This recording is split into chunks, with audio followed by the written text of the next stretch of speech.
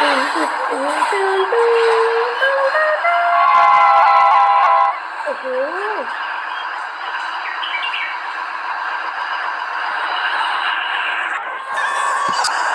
โอ้โหยาวไปไหนเนี่ยทำไมรถไฟยาวจังเลยโอ้โห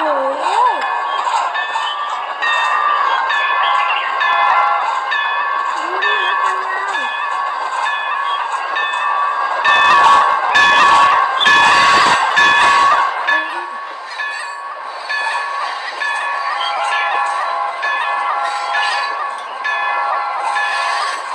โอ้ผู้ชมรถไฟมันยาวมาก